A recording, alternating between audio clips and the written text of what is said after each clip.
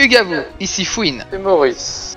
Dans cette vidéo, nous allons d'abord parler du coronavirus, de l'impact que ça a fait au championnat, du coup, avec Sergio Pérez qui est contrôlé positif.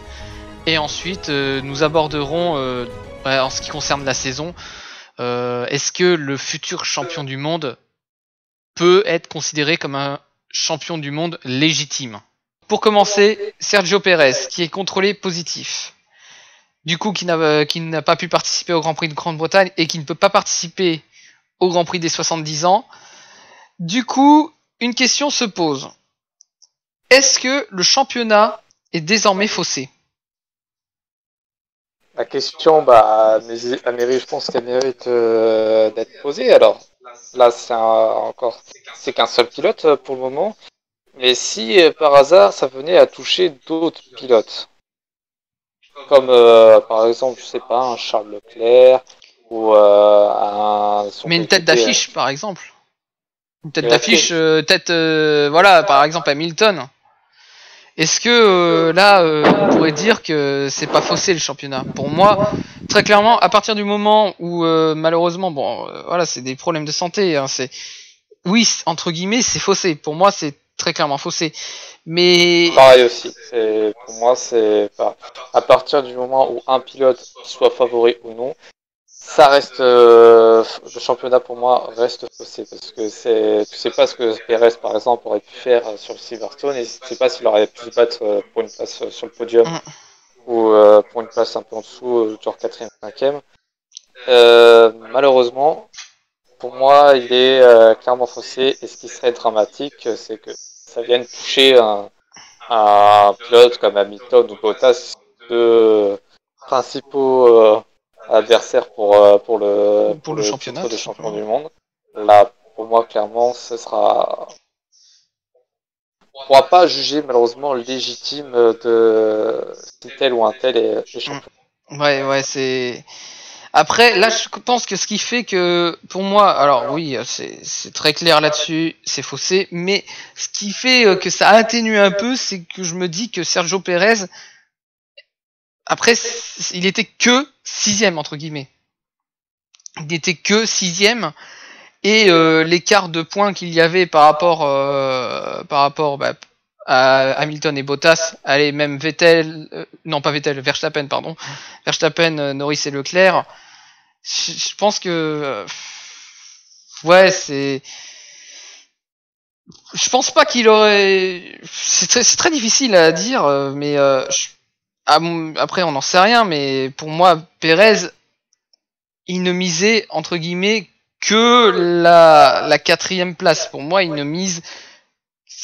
va miser que sur la 4ème position. Après, la 4ème position, c'est bien aussi hein, à leur niveau, mais c'est vrai que oui, il peut pas défendre, donc du coup, c'est faussé. Mais je pense que c'est ça qui fait que pour moi, ce n'est pas encore trop faussé, parce que les personnes véritablement concernées, je pense, par le championnat, c'est Hamilton, Bottas et Verstappen. Pour moi, ce sont les 3 seuls pilotes qui peuvent vraiment prétendre au championnat du monde, même si quand même, faut l'avouer, que Hamilton, sur cette course, a pris beaucoup d'avance. Mais voilà, pour moi, oui, c'est faussé, mais... C'est surtout le championnat constructeur maintenant qui est faussé. Oui. C'est le championnat constructeur, ouais, c'est sûr que... Parce qu'alors après des changements de pilote en cours de saison, on en ça a se déjà fait, vu, mais c'est différent. C'est différent, c'est pas pour les mêmes raisons, c'est ils changent de pilote parce que soit le pilote en question c'est un pilote payant et qui n'a plus d'argent pour financer le reste de sa saison, soit c'est parce qu'il s'est blessé après une piste, soit parce qu'il est remplacé parce qu'il a un rendement suffisant. Là non, c'est un remplacement parce que coronavirus. COVID, oui. C'est différent, c'est pas le pilote qui est remis en question. Pour moi, à partir de là, c'est problématique. Mais en même temps, voilà, on va pas dire le contraire. Évidemment qu'il faut qu'il soit en quarantaine. S'il a le coronavirus, évidemment, voilà, on va pas dire, mais ils auraient dû le faire piloter. Alors ça, clairement non. Clairement non, on vous rassure. Mais oui, c'est vrai que c'est dommage. Mais bon, c'est vraiment, je pense que voilà, de toute façon c'est situation exceptionnelle, mesure exceptionnelle, c'est comme ça, c'est triste, quitte à fausser un peu le championnat, mais voilà. De toute façon, comme je le dis, voilà, c'est faussé pour tout ce qui est de la quatrième jusqu'à en bas, mais pour moi le champion de toute façon c'est un peu moche à dire, hein, c'est vrai, hein, c'est très moche à dire, mais je pense que le champion, voilà, ça va se décider entre les trois premiers actuellement. C'est dommage surtout pour Pérez parce que là, on sent vraiment que C'est son année, c'est son année. C'est son année sur sa. Là, il était en train de faire la meilleure saison de sa carrière. Enfin, peut-être pas de sa carrière, mais il était en passe de se battre pour les places sur le podium, ce qui est quand même incroyable. Et de voir que le Covid lui coupe son élan, c'est clairement dommage. On aurait aimé voir sur ces courses-là ce qu'aurait pu faire Sergio Pérez. C'est vraiment dommage. Après, sur cette course, le seul lot de consolation, entre guillemets, c'est que Hülkenberg, le pauvre, il a même pas pu rouler, le pauvre. C'est vraiment moche pour Hülkenberg, très franchement. Oui, l'autre consolation. On prend un lot de consolation où on peut. Hein. Mais... Après, c'est bien pour lui, parce qu'il a pu faire son retour. Et là où c'est dommage, c'est qu'il n'ait pas pu le faire complètement.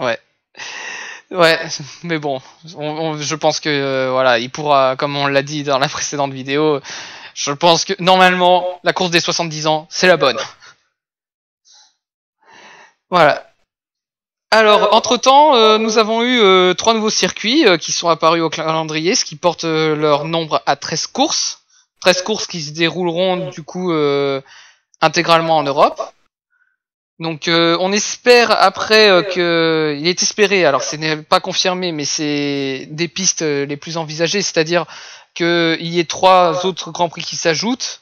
Ce serait à Bahreïn, 2 à Bahreïn très précisément, et 1 à Abu Dhabi pour la manche finale, ce qui porterait leur nombre à 16. Et du coup, quand on voit que dans les dernières années on faisait des saisons de 19, 20, 21 courses, et que ça devait être 22 d'ailleurs cette année, s'il n'y avait pas eu le corona. Du coup, la question se pose, est-ce que le champion du monde de Formule 1 2020 sera légitime? Alors sur ce point-là, à partir du moment où il y a au moins 15 courses pour ces Formule 1, pour moi oui, on pourra le considérer comme légitime. En dessous de 15, j'en doute. Pour moi, c'est pas. C'est pas. Alors après, il y a que si Hamilton ou Bottas creuse un écart conséquent, et alors là, on pourra dire oui, ok, ça n'aurait rien changé. Pour le moment, 13 courses, pour moi, c'est pas assez pour dire que tel ou un tel pourrait être considéré comme un champion du monde légitime. Sauf s'il y a un écart conséquent, et alors là, on pourra dire que ça n'aura rien changé. Ouais, je suis un peu du même avis, ouais, pareil. Pour moi, très clairement, alors, on va me dire, ça s'est fait des saisons à 15 courses, mais c'était pas à la même époque. Et j'ai envie de dire, dans ce cas-là, je suis désolé, alors dans ce cas-là, le premier champion de Formule 1, il n'a couru que 8 Grands Prix, je sais plus combien précisément, mais ils en ont pas couru des masses. Donc est-ce qu'on peut considérer qu'il est légitime? Ce serait remettre ça en question. Mais ce qu'on veut dire, c'est que par rapport aux voitures actuelles, aux précédentes saisons, comment ça s'est déroulé, passer tout d'un coup de 21 courses à moins de 15, c'est assez violent. Et du coup, on se dit, mais c'est pas, voilà, c'est pas égalitaire. On peut pas vraiment dire que ça aura la même saveur. On peut pas dire non plus que il sera vraiment légitime avec 15 courses, avec moins de 15 courses, ce championnat. Après, comme on dit, hein, si, de toute façon c'est bien parti pour les écarts. Si jamais il y a trop d'écarts, bon bah ok, hein, de toute façon ça sert à rien. Ça sert à rien de lutter, hein, mais ouais, je pense exactement la même chose là-dessus sur ce point. Mais si on arrive, comme je l'ai précisé, à 16 courses, je pense que voilà, ça Je pense que ce sera Ça déjà... restera une saison correcte. Ça restera une saison correcte. Hein. C'est sûr qu'on aurait aimé plus, mais bon, coronavirus oblige. Mais je pense que voilà, 16 courses, ce serait pas mal, ce serait très bien. En espérant qu'il n'y ait pas d'annulation entre temps, parce que le coronavirus, dans certaines zones en Europe, reprend un peu, revient un peu en force malheureusement. C'est notamment le cas en Espagne par exemple, où ça sera le prochain Grand Prix après le Grand Prix des 70 ans. J'espère que ça pourra se tenir. Mais voilà, pour moi, oui, le champion sera légitime. Mais j'ai envie de dire aussi, quand bien même qu'il y ait que 15 courses, ou même un petit peu moins, est-ce qu'on pourrait considérer que du fait que le calendrier soit très rapproché, on pourrait pas dire qu'il est tout aussi légitime? Parce que c'est la première fois, évidemment, qu'on le fait avec un calendrier aussi rapproché, où on fait généralement un rythme du genre 3 courses, une pause, 3 courses, une pause. Bon, après, moi, c'est un calendrier moi, que je trouve assez sympa dans ce sens-là, parce qu'il y a des courses, des circuits où les pilotes n'ont jamais été, comme celui du Portugal. Aucun pilote n'a été sur ce circuit ou n'a fait le tour. Pour moi, c'est intéressant, et ça peut peut-être même donner des idées aux organisateurs de la Formule 1, de pourquoi pas réorganiser les Grands Prix dans les années à venir. Puis comme apparemment c'est leur volonté d'ajouter des Grands Prix au calendrier de Formule 1, je pense que ça peut leur donner des idées, ça peut être pas mal. Ouais, ça peut être pas mal pour la suite. Et sur le fait que le calendrier soit si rapproché, c'est vrai que bon, voilà, encore une fois, c'est le coronavirus qui oblige ça. Mais d'un côté, j'ai envie de dire, voilà, comme je l'ai dit, ce championnat peut être tout aussi légitime, hein, parce que là, ce qu'on teste, c'est la résistance des véhicules sur des périodes très courtes. C'est assez intensif et la mécanique n'a pas vraiment le temps de se reposer. Donc du coup, j'ai envie de dire, voilà, c'est assez légitime. C'est un challenge pour les écuries parce que la mécanique sera mise à rude épreuve, le moindre incident mécanique sera catastrophique. Et puis pour les pilotes, puisqu'il faudra enchaîner les 3 courses. C'est d'ailleurs un rythme qu'ils apprécient, hein, d'ailleurs, les pilotes. Hein, mais d'après ce que j'ai cru comprendre, c'est ils aiment bien le principe. Et même, comme tu le disais, le fait de ne pas savoir à l'avance quel Grand Prix sera organisé, du coup, ça chamboule tout, ça chamboule la préparation. Mais d'un côté, c'est ça qu'ils aiment, c'est qu'ils sont pas dans une situation de confort. C'est ça. Il y a de l'excitation à chaque fois, à l'approche d'une course, puis à l'approche d'une annonce d'une nouvelle course. Donc, ouais, c'est intéressant de ce point de vue-là, mais bon, c'est vrai que moi je préfère quand même qu'on ait un calendrier normal, que tout le monde puisse participer, que surtout que les spectateurs puissent venir. Mais bon, là. Voilà, c'est sûr que c'est un peu, c'est un peu mort là. C'est impossible vu les conditions. En conclusion, on estime que à partir de 15 Grands Prix, ça peut être bien. Voilà, 15 Grands Prix, c'est légitime. Si c'est moins, bon il faut un écart, hein, mais après, comme je dis, ça peut être, voilà, même avec un peu moins de 15 Grands Prix. Et avec un calendrier aussi rapproché, c'est tout aussi intéressant. Et je pense qu'on va en rester là, hein, du coup.